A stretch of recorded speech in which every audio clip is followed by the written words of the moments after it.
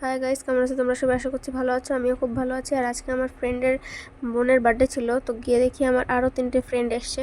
আর স্কুলটা শেষ হওয়ার পরে আবার সবাইকে একসাথে পেয়ে খুব ভালো লাগলো, মজা হলো। আর আমার ফ্রেন্ডটা আজকে এতটা এক্সাইটেড ছিল আর এতটা দায়িত্বশীল, দেখে খুবই ভালো লাগলো। তো তোমরাও দেখো এই ডেকোরেশনটা কত। এত কথা বাদ দিয়ে মেইন কথায় আসি। এখন বোন কেক কাটবে, তো আমিও বাচ্চাদের মতন দাঁড়িয়ে পড়েছি কেক কাটা দেখবো বলে। আমার খুব ভালো লাগে। বোন কেক কাটবে বলে দাদা লাইটার দিয়ে ক্যান্ডেলগুলো জ্বালিয়ে দিচ্ছে। বোনের দাদা মানে আমার ওই ফ্রেন্ড। আর বোনের এক সাইডে আছে বোনের মা আর এক সাইডে আছে বাবা, কারণ বোন কেক কাটবে তো দুজনে তো থাকা দরকার। তো তারা দুজন কেকটা কেটে বোন তার বৌদি মা দুজনকে কেক খাওয়াতে গেল। হঠাৎ করে কাকিমা কান্না করে ফেললো। কেন যে কান্না করলো সেটাই বুঝতে পারলাম না। আর হঠাৎ করে কান্না করলো বলে বোনের মনটাও খারাপ হয়ে গেল।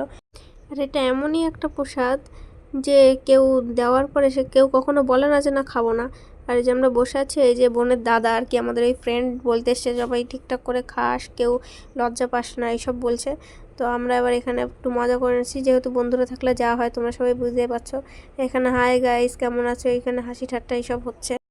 আর এই যে আমাদের এক এক করে নুন লেবু স্যালাড ভাত এইসব দিয়ে যাচ্ছে। আর আমি একটু ভাতের সাথে ডাল দিয়ে লেবু চটকে ভাত খাই। আর তোমরা যারা যারা রাতে এখনও খাওনি তারা তারা খাও। আর আজকে চলো টাটা বাই বাই।